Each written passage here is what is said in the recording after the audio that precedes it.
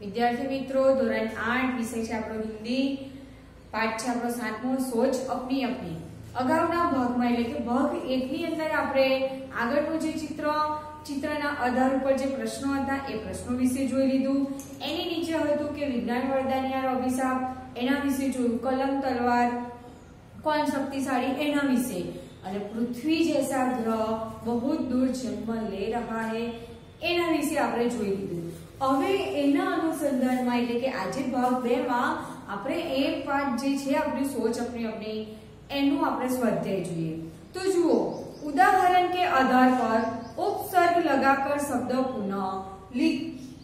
पुनः लिखिए तो આપણે અગાઉના પાઠોમાં ઉપસર્ગ અને પ્રત્યય વિશે જોઈ રહ્યા છે ઉપસર્ગ એટલે કે આગળ લાગવામાં આવે એને અને પ્રત્યય એટલે કે પાછળ જે શબ્દ લગાય એને પ્રત્યય કહેવાય તો આની અંદર છે દેશ તો દેશ છે એની આગળ શું આવ્યું તો વી આવ્યો તો વી એ ઉપસર્ગ કહેવાય એટલે વિદેશ આખું શબ્દ બને છે વિદેશ બીજો છે પકામ તો એનું બન્યું અધપકામ ત્રીજો છે ગમ તો એનું બને છે દુર્ગમ ચોથું છે યોગ તો એનું બને છે પ્રયોગ પાંચમું જીવ એનું બને છે નિર્જીવ એવા બીજા ચોપડીમાં છે કે બલ તો બલનું શું થાય તો નિર્બલ એવી રીતના સમજ તો સમજનું થશે ગેરસમજ ઉપર કૌંસમાં આપેલા છે આપણને આ ઉપસર્ગના અમુક શબ્દ અને એ શબ્દ પરથી તમારે આખો બનાવવાનો છે બરાબર तो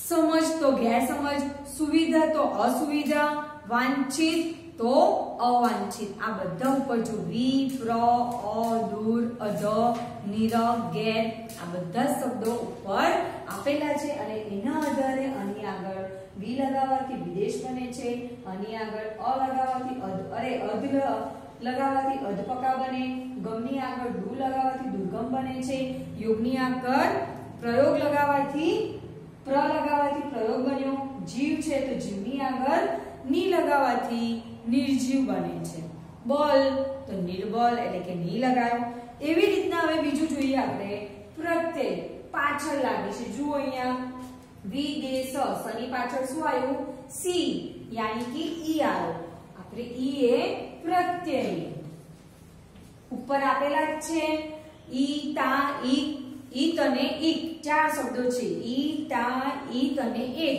ચારે ચાર શબ્દોના આધાર ઉપર આપણે આ એની પાછળ લગાવવાનું છે પ્રકૃતિ તો પ્રાકૃતિક તો ઈક લાગ્યું અહીંયા શું લાગે છે ઈક લાગે છે પછી પુત્ર તો પુત્રી તો ઈ લાગે છે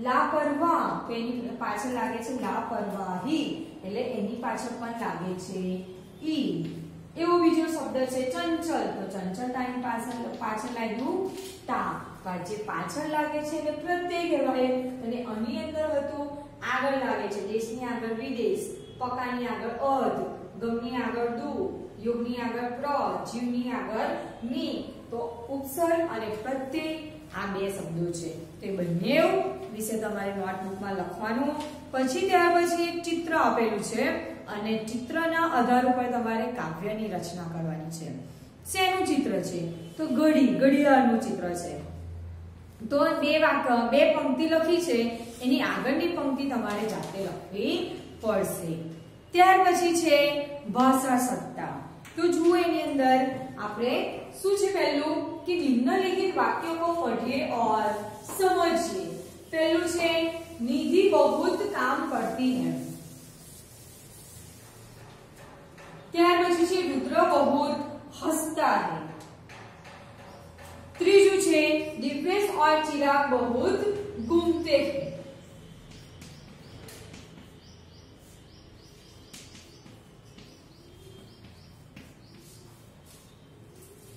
जूही और रिया ने बहुत खरीदारी की मुझे आज बहुत खुशी है कल कविता बहुत हंसी थी આની અંદર અંડરલાઈન કરેલા છે બહુત શબ્દ કયો શબ્દ બહુત શબ્દ તો આ જે બહુત શબ્દ છે જેને દરેક વાક્યમાં આપણા 6 વાક્ય છે 6 વાક્યમાં બહુતની નીચે અંડરલાઈન છે તો નિધિ એ શું કહેવાય તો સ્ત્રીલિંગ रुद्र पुल्लिंग तो लिंग बने બહુતે એવું થતું નથી, બહુ શબ્દ ફક્ત એનો એ જ રહે છે, એટલે કે લિંગ બદલાય છે તો પણ એનો એ રહે છે, વચન બદલાય છે તો પણ એનો એ રહે છે. જુઓ વચન અહીંયા જુહી અને રિયા છે, તો એની અંદર પણ જે બહુ શબ્દ છે એ એવો ને એવો જ રહે છે, એની અંદર કોઈ પરિવર્તન થતું નથી. તો આપણે એક વચનમાંથી બહુવચન કાં તો લિંગ પરિવર્તન કરીએ તો અમુક શબ્દમાં પરિવર્તન થાય છે, પણ આ જે બહુ શબ્દ છે એમાં પરિવર્તન થતું નથી. તો આ શબ્દો પણ શું કહેવાય? અવ્યય શબ્દો કહેવાય. ત્યાર પછી એની નીચે જુઓ कि निम्नलिखित वाक्यों को पढ़िए और उनमें प्रयुक्त गढ़े शब्दों पर ध्यान दीजिए. जुओ एक लड़का धीरे धीरे चल रहा है, तो गढ़ शब्द कयो छे? तो धीरे धीरे.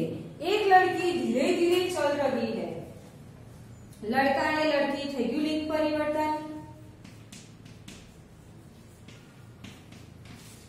ત્યાર પછી कुछ लड़के बहुवचन થયું, ધીરે ધીરે ચલ રહા है. એમાં એક છોકરો, પહેલો જે વાક્ય આપણે જોયું એમાં એક છોકરો ને એક છોકરી છે, બરાબર. બંનેનું લિંગ બદલાયું, છોકરા અને છોકરીનું, છતાં પણ આ ધીરે ધીરે શબ્દ છે એમાં કોઈ પરિવર્તન આવતું નથી. એવી રીતના कुछ लड़के बहुवचन થયું તો પણ નથી આવતું. बहुत सी लड़कियां बहुवचन भी છે અને લિંગ પરિવર્તન भी થયું કે લડકેનું લડકીયા થયું તો પણ એ શબ્દની અંદર ધીરે ધીરે જે શબ્દ છે એની અંદર કોઈ પરિવર્તન આવતું નથી, એટલે આવા શબ્દોને તમારે અવ્યય કહેવાય, બરાબર. તો એવા ઘણા બધા શબ્દો છે જે આ બહુ શબ્દ હતો એ અવ્યય છે. એવી રીતના આ જે ધીરે ધીરે છે એ પણ અવ્યય છે. તો આવા અવ્યય શબ્દો કેટલા છે? તો और અંદર છે ચોપડીમાં 49 પેજ નંબર પર. और, तथा, अथवा, या, वाह, अहा, कल, अधिक, धीरे धीरे, ऊपर. આ જેટલા બી શબ્દો છે એ દરેક શબ્દો કેવા છે કે વચન બદલાય, લિંગ બદલાય, કાળ બદલાય, એટલે કે ભૂતકાળ, ભવિષ્ય કે વર્તમાન કાળ, કોઈ બી કાળ બદલતો રહે પણ આ શબ્દોની અંદર કોઈ જાતનું પરિવર્તન આવતું નથી, એટલે એવા શબ્દો છે એવા શબ્દોને કહેવાય अव्यय. હવે એની નીચે લખ્યું છે कि निम्नलिखित वाक्यों में से ऐसे पद ढूंढिए जो अव्यय है. तो એની અંદર પહેલો શબ્દ છે उमंग और स्मित घर चले गए. वाक्य શું છે? उमंग और स्मित घर चले गए.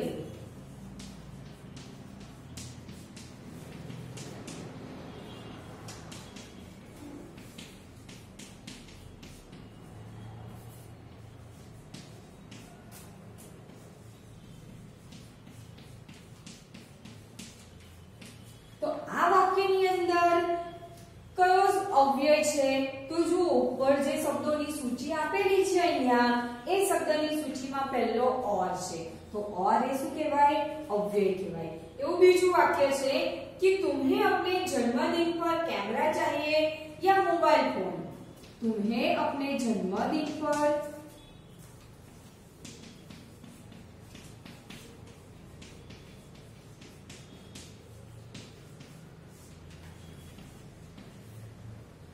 Camera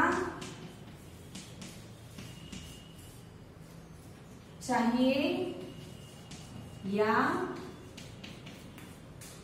mobile phone.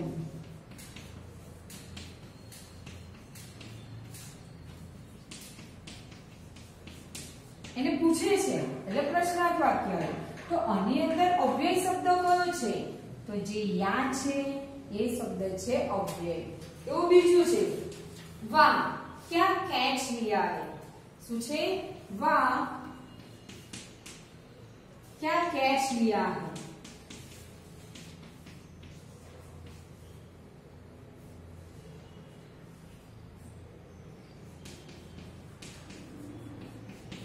તો આની અંદર તો ઉપર જે અહીંયા આપ્યું છે અવ્યય શબ્દોની સૂચિ એની અંદર આ શબ્દ છે વાહ. એવા બીજા શબ્દો જુઓ कि दुर्योधन तथा कर्ण में गहरी मित्रता थी. तो कयो शब्द आवशे? तो तथा. શું આવશે? તથા. પાંચમો છે वह तेज दौड़ा, बराबर. तो एनी अंदर आवशे તેજ, વહ હોય વો હોય તો પણ તે જે શબ્દ છે એની અંદર કોઈ પરિવર્તન થતું નથી, એટલે એ શબ્દોને કહેવાય અવ્યય. તો આપણે અહીંયા આ પાઠ પૂરો થઈ ગયો છે. પાઠનું અંદર આપણે સ્વાધ્યાય જોઈ લીધું અને એની જે ભાષા સત્તા છે એ પણ જોઈ લીધી.